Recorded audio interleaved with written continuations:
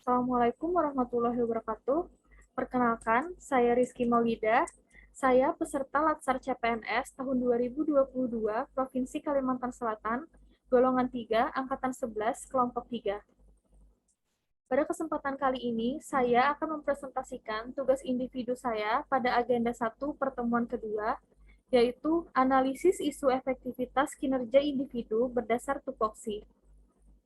Isu itu sendiri yaitu hal yang terjadi di dalam atau di luar organisasi yang jika tidak ditangani akan memberikan efek negatif bahkan sampai tahap krisis. Isu bisa terjadi di perkantoran, kemudian juga pemerintahan, bahkan di rumah sakit dan juga puskesmas. Oleh karena itu, kita perlu melakukan analisis untuk menyelesaikan isu-isu tersebut. Tahapan untuk menganalisis isu yaitu yang pertama, praanalisis, kemudian penapisan isu, mendalami dan menganalisis isu, dan merekomendasikan solusi yang efektif. Saya menemukan beberapa isu terkait tupoksi saya di puskesmas sebagai apoteker.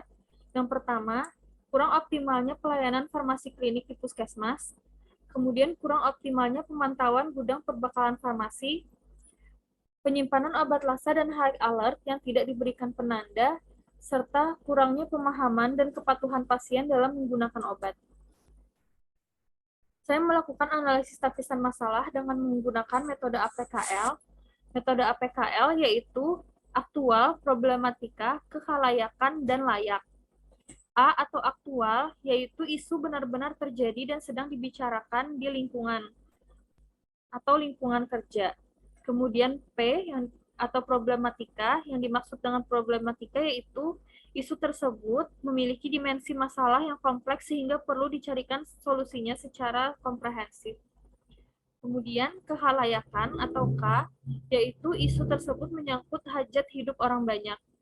Kemudian yang terakhir L atau layak, yaitu isu tersebut masuk akal, realistis, relevan, dan dapat dimunculkan inisiatif pemecahan masalahnya. Analisis dengan menggunakan metode APKL ini, saya menggunakan skala Likert, yaitu nilai 5 jika sangat kuat pengaruhnya, kemudian 4 jika berpengaruh kuat, 3 berpengaruh sedang, 2 kurang berpengaruh, dan 1 sangat kurang berpengaruh. Pada isu yang saya temukan, yaitu kurang optimalnya pelayanan farmasi klinik di puskesmas menempati prioritas pertama dengan jumlah APKL 16. Kemudian prioritas kedua yaitu kurangnya pemahaman dan kepatuhan pasien dalam menggunakan obat dengan jumlah 13. Kemudian prioritas 3 yaitu penyimpanan obat lasa dan high alert yang tidak diberikan penanda dengan jumlah 12. Kemudian prioritas 4 yaitu kurang optimalnya pemantauan gudang perbekalan farmasi dengan jumlah 6.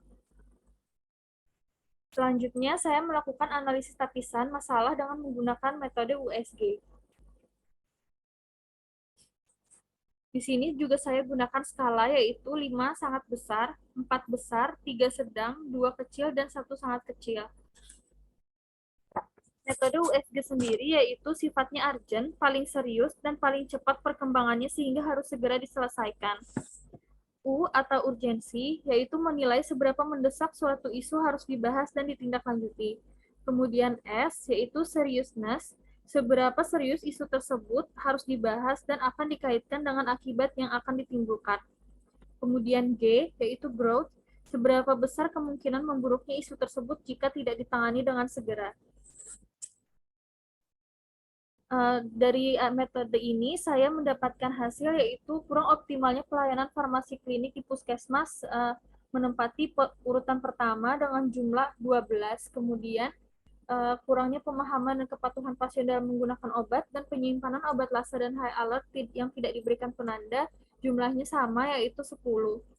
Sehingga saya sehingga dari sini diambillah isu atau masalah kurang optimalnya pelayanan farmasi klinik di puskesmas untuk dianalisis lebih lanjut. Sini saya menggunakan metode Fishbone. Jadi pelayanan kefarmasian yang kurang optimal ini bisa disebabkan karena yang pertama kurangnya tenaga kefarmasian yang ada di puskesmas, Kemudian yang kedua, manajemen pasien oriented yang tidak berjalan. Pasien oriented ini sendiri biasa disebut dengan pharmaceutical care atau asuhan kefarmasian yang mencakup pelaksanaan pemberian konseling, informasi obat, dan edukasi yang mendukung penggunaan obat yang benar dan rasional. Monitoring penggunaan obat untuk mengetahui tujuan akhir serta kemungkinan terjadinya kesalahan dalam pengobatan. Hal ini belum dilaksanakan secara maksimal karena kurangnya tenaga kefarmasian yang ada di puskesmas. Selanjutnya yaitu sarana yang kurang memadai. Sarana yang kurang memadai ini mengakibatkan pemberian informasi obat yang tidak tersampaikan dengan baik, sehingga dikhawatirkan pasien akan tidak memahami informasi yang diberikan oleh tenaga farmasi. Serta yang terakhir yaitu kurangnya antusias masyarakat terkait pemberian informasi obat. Analisis SWOT, strength, weakness, opportunity, dan threat. Untuk strength sendiri, tersedianya SOP yang diatur dalam perundang-undangan sehingga dapat digunakan sebagai panduan atau acuan untuk melakukan pelayanan kefarmasian. Kemudian weakness, yaitu kurangnya tenaga kefarmasian dan kurangnya komunikasi antar tenaga kefarmasian yang ada.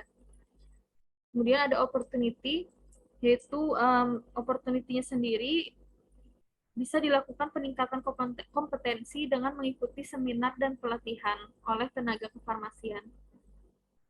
Yang terakhir, treat, yaitu pasien tidak mendapatkan informasi yang cukup. Dari analisis-analisis tersebut, maka didapatkan alternatif penyelesaian masalah.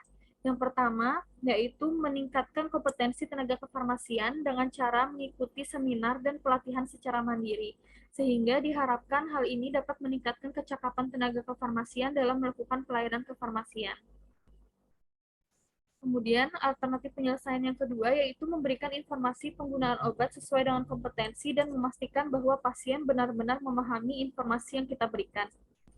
Tahapannya yaitu saling membantu antar tenaga kefarmasian dalam memberikan informasi kepada pasien dan juga setelah memberikan informasi kepada pasien diharapkan kita bisa meminta pasien untuk mengulangi informasi yang kita berikan sehingga kita bisa memastikan apakah pasien tersebut memahami informasi dengan baik atau tidak. Dari alternatif penyelesaian ini diharapkan hasilnya itu bisa memberikan informasi yang tidak terburu-buru pada pasien dan pasien bisa mengerti informasi yang diberikan sehingga pasien dapat menggunakan obat sesuai dengan anjuran dan pengobatan menjadi lebih efektif. Sekian presentasi dari saya. Atas kekurangan mohon dimaafkan. Terima kasih atas perhatiannya. Wassalamualaikum warahmatullahi wabarakatuh.